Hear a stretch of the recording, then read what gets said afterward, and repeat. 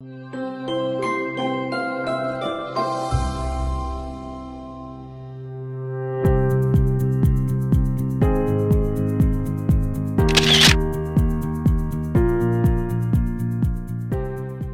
안녕하세요. 김종호 교수입니다. 오늘은 구약 속에 나타난 인간론에서 에녹에 대해서 6번째 시간 살펴보도록 해보겠습니다. 에녹. 이 타락한 세상 한가운데서 하나님과 동행한 사람이다. 죽음을 보지 않고 하늘로 옮겨진 경건의 증인으로 나온다. 이런 에녹의 이야기를 한번 살펴보도록 하겠습니다. 자, 아담과 하와가 이제 가인을 낳고, 그다음 아벨을 낳고, 가인이 아벨을 죽이고, 가인이 이제 쫓겨나고 하나님께서 셋을 주셨습니다. 경건한 아들 셋을 주셨죠. 이 에녹은 이 셋의 6대 손으로 나와요. 그래서 하나님을 경배하는 경건한 자손에 속한 자였다는 거. 이 계보는 가인의 계보, 이제 가인의 어떤 타락하고 폭력적인 계보와 선명한 대조를 이루고 있습니다. 이 에노스 시대에 이르러서 그때 비로소 하나님께 예배를 드렸다. 하나님께 예배드리는 자들의 계보를 보여주고 있죠. 구약 성서에서 3대 의인 하면은 요 에녹, 노아, 욥 이렇게 이야기를 합니다. 물론 이제 다니엘이 이렇게 들어가기로 했는데 그렇다고 이제 그 다니엘이 우리 성서 다니엘서에 나오는 그 다니엘이 아니라 그 다넬이라고 하는 다른 사람을 이야기해요. 아무튼 이제 구약 성서의 3대 의인 중에 한 사람이다. 이렇게 이야기를 하죠. 에녹의 아버지는 야렛이라고 나와요. 162세에 에녹을 낳았다. 그 에녹이 있었고 에녹이 그 아들을 낳았는데 그 아들이 무두셀라였습니다. 성경에서 제일 오랫동안 산 사람이죠. 969세에. 그리고 무두셀라가 노아를 낳게 됩니다. 그러니까 에녹의 손자가 바로 노아였다. 우리가 살펴볼 수가 있겠네요.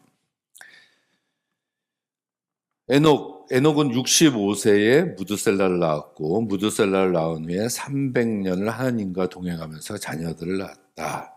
그래서 365세를 살았고 에녹이 하나님과 동행하더니 하나님이 그를 데리고 가심에 세상에 있지 아니하였더라. 이렇게 뭐 길지 않게 언급을 하고 있죠. 65세 무두셀라를 낳았다. 이때는 사실 어떤 하나님과 동행했다 이런 언급은 없어요. 성경이 좀 침묵하고 있고. 근데 무두셀라를 낳은 후에 300년 동안 하나님과 동행하면서 경건하게 사는 삶이었다. 그러니까 자녀들도 좋은 자녀들 낳았겠죠. 그 다음에 365세에 죽지 않고 하나님이 데리고 가셨다. 세상에 있지 아니했다. 죽음이 없는 이 세상과의 이탈을 했다. 이런 얘기입니다. 여기서 이제 하나님과 동행했다. 이런 얘기가 나오죠. 이트 할렉인데 이 히트파일 동사예요. 지속적으로 반복해서 걷다. 그러니까 동행하다 할 때 가끔 한 번이 아니라 지속적으로 계속해서 반복해서 하나님과 동행했다. 친밀하고 끊임없는 관계를 보여주고 있는 거죠. 에트, 하엘로힘, 그래서 하나님과 함께. 그 다음에 이제 그를 데려갔다 했을 때는 그가 없다. 완전한 부재지요. 우리가 이제 찬송가에도 죽었을 때 요단강 건너 이런 얘기를 하잖아요. 구약 성서에서 죽음이라는 것은 그냥 시간이 종말이 와서 그 사람이 죽었다. 어떤 육신의 썩음 이런 걸 나타내는 것이 아니라 이쪽 세상에서 어떤 요단강 같은 강을 건너서 저편으로 건너갔다. 이런 의미를 가지고 있는 게 사실은 구약 성서에서의 어떤 죽음에 대한 이야기입니다. 그것을 가장 잘 보여주고 있는 게 사실은 에녹에 대한 이 본문이에요. 다른 차원으로의 이동 같은 거를 이야기하고 있는 거거든요. 이게 왜 에이넨누 그가 없다 이런 뜻이. 그 라카흐 이건 데려가다 취하다인데 그 엘리야도 죽지 않고 하늘로 올라갔잖아요. 그때도 이 라카흐가 나옵니다. 근데 이게 굉장히 잡아채다 이런 뜻을 가지고 있어요. 그래서 하나님이 능동적으로 잡아채서 데리고 가셨다 이런 의미를 가지고 있다는 거. 근데 이게 70인역과 히브리서 해석을 보면 좀 다른 면들도 발견합니다. 하나님과 동행했다라는 것을 70인역에서는 하나님을 기쁘시게 했다 이런 식으로 번역을 해놨어요. 그렇다면 에녹의 동행은 단순한 동행이 아니라 하나님께 진정으로 기쁨을 드리는 그런 삶의 모습들이었다는 거죠. 그럼 동행의 본질은 하나님을 기쁘시게 함이라는 것을 선언해주고 있다는 겁니다. 이 얘기를 히브리서도 증거를 합니다. 믿음장에서 11장 5절에서 믿음으로 에녹은 죽음을 보지 않고 옮겨졌으니 하나님이 그를 옮기심으로 다시 보이지 아니하였느니라. 그가 옮겨지기 전에 하나님을 기쁘시게 하는 자라는 증거를 받았다. 굉장한 말씀들이죠. 하나님께 인정받았다는 거. 동행은 기쁘게 하는 삶이라는 거. 그리고 이제 믿음의 본질, 믿음으로 에녹은 죽음을 보지 않고 원인이 믿음으로라는 얘기입니다.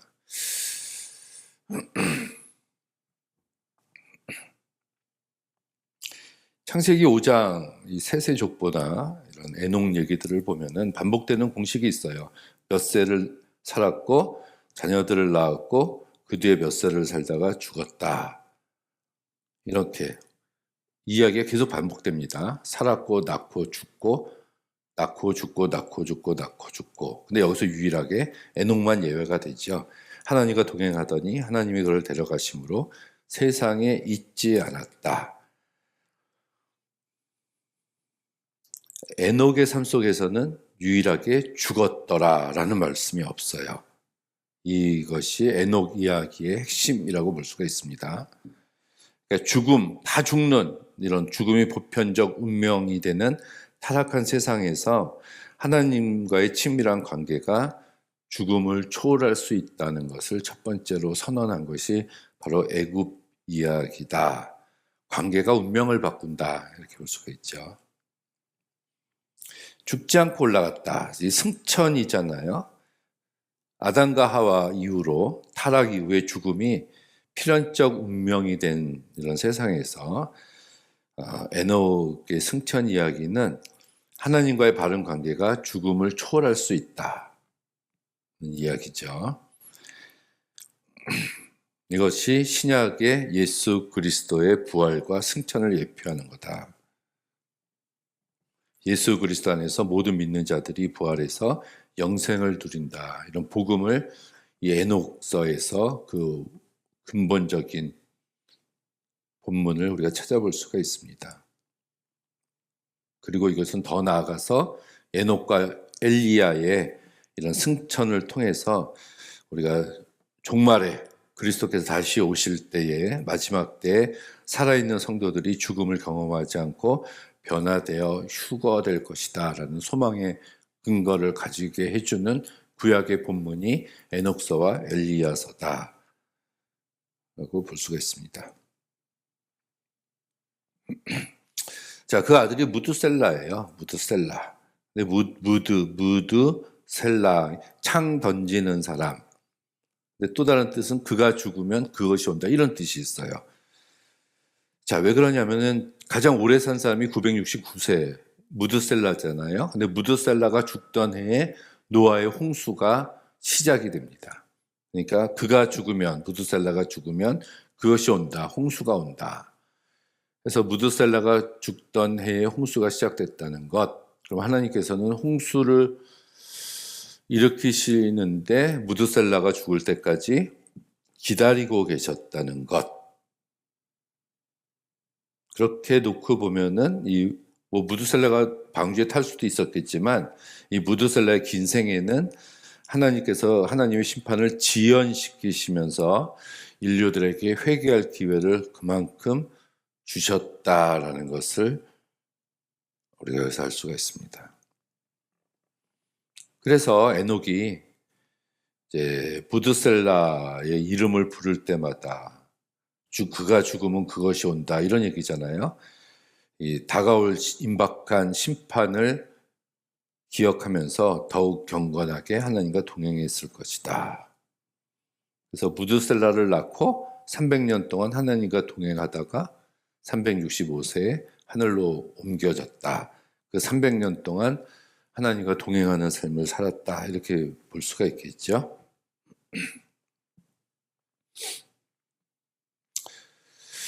근데 이제 외경에 좀 권위 있는 외경에 에녹일서, 에녹이서라는 책이 있어요. 에녹일서는 천상의 서기관이라는 제목을 가지고 있는데 물론 이 당시에 에녹이 썼다고 볼 수는 없습니다. 이거 에녹일서는 그 에디오피아 에녹서라고도 얘기해요. 이게 BC 3세기에서 1세기 정도쯤에 쓰여진 유대교 묵시문학인데 예수님 태어나시기 한 300년 그래서 100년 전쯤에 어떤 사람이 경건한 사람이 에녹일서를 적고 책의 제목에 에녹이라는 이름을 써 넣었다는 얘기입니다. 내용은 에녹의 환상과 이제 하늘 올라갔잖아요. 그래서 환상과 천상 여행을 기록을 하고 있어요. 그래서 이것이 신구약 중간 시대 때 나타났던 신구약 시대의 묵시 문학에 아주 큰 영향을 끼칩니다. 편직을 형태를 띠고 있고요. 108장 5개의 주요 부분으로 구성되어 있는데 감시자가 나오고 비유, 천문, 꿈, 환상 이야기들을 다루고 있어요. 타락한 천사들이 감시자인데 그들이 나오고 최후 심판, 메시아 왕국, 우주론에 관한 섬세한 계시와 환상을 기록하고 있다. 근데 문제는 우리 신약 성서의 유다서 있잖아요. 유다서 한 장밖에 안 되는 짧은 책인데 유다서 14절과 15절에 이 에녹 일서를 인용을 하고 있다는 얘기예요.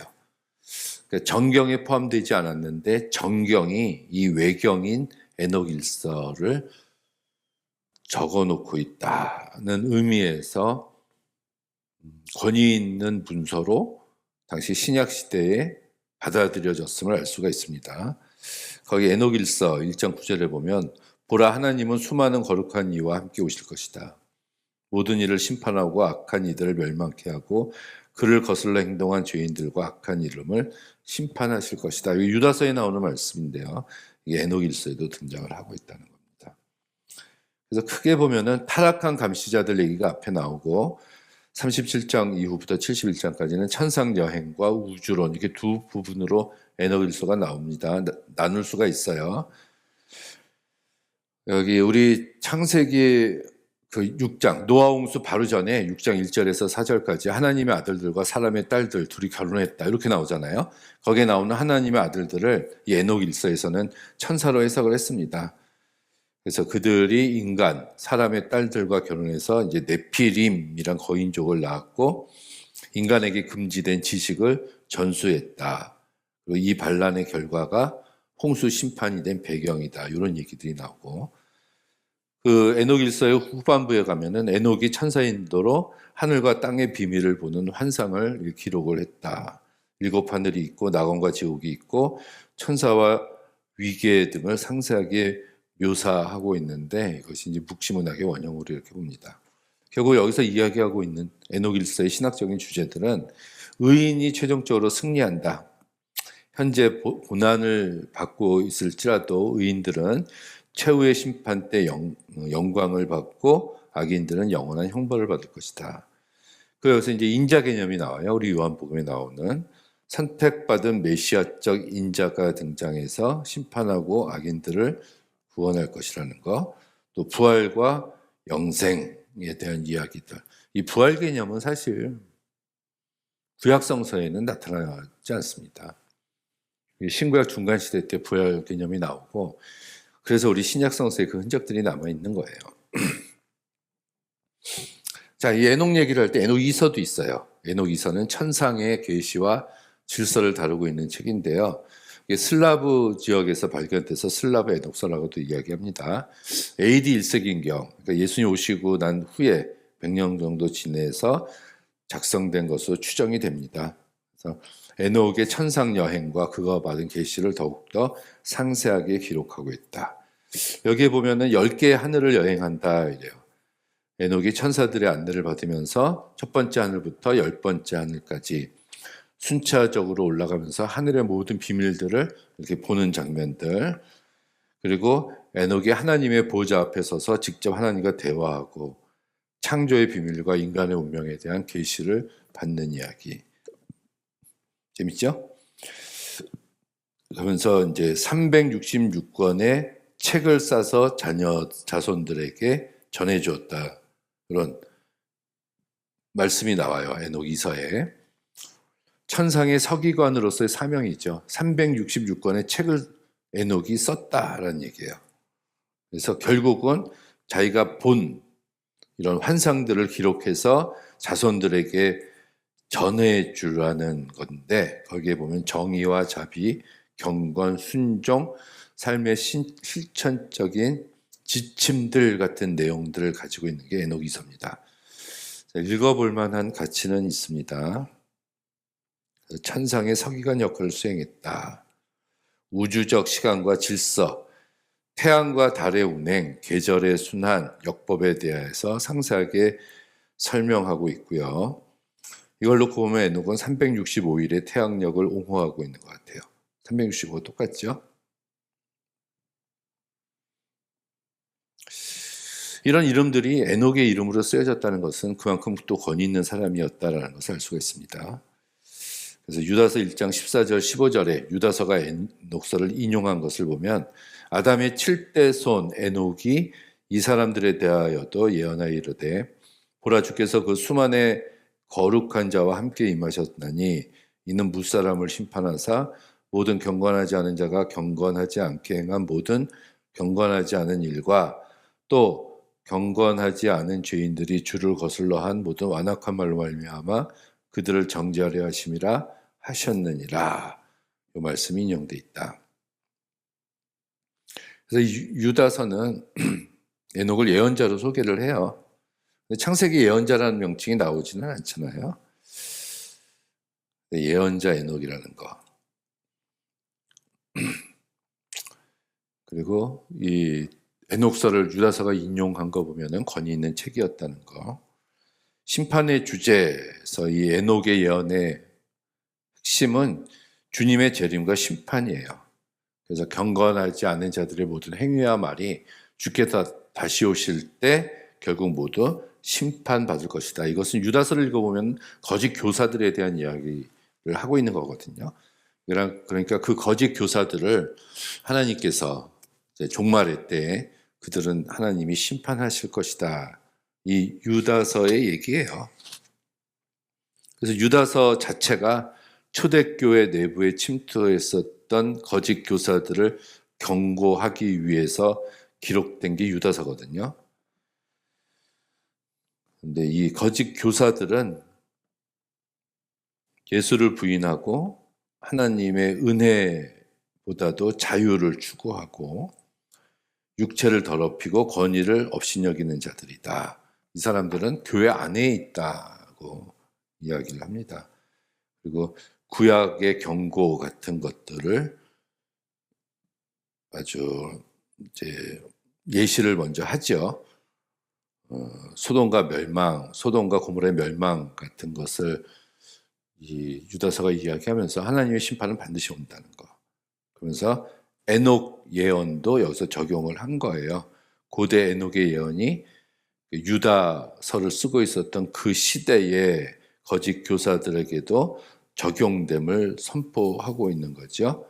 그래서 믿음 위에 자신을 세우고 성령으로 기도하고 하나님 사랑 안에 거하고 영생을 기다리라 라는 것이 이 유다서의 핵심 메시지입니다.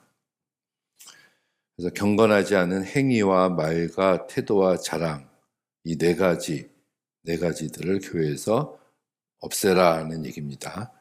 결국 에녹이 본 최후의 심판 광경을 보면은 의인은 영생으로 가고 악인은 형벌로 나뉘는 최종적 돌이킬 수 없는 심판이 나온다. 이후에는 심판이 있으리라. 그 완전한 정죄도 이야기를 해요.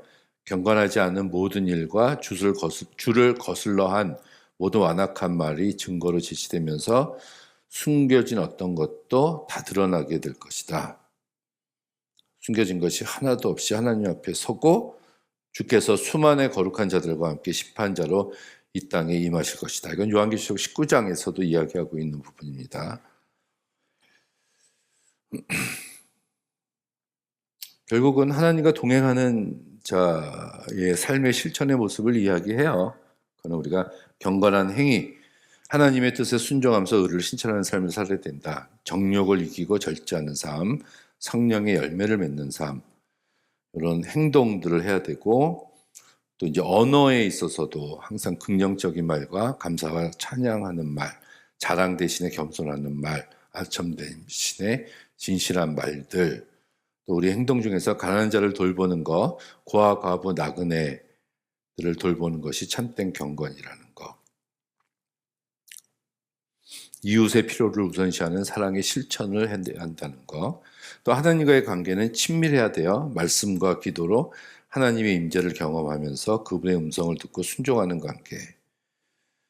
결국 주님의 재림과 최후의 심판을 기억하면서 깨어있는 삶, 오늘이 마지막인 것처럼 경건하게, 내일도 있을 것처럼 신실하게, 성실하게 살아가는 일, 하나님과 동행하는 삶, 이것이 에녹이 말한 하나님과 동행하는 삶이 아니었을까 하고 보여집니다.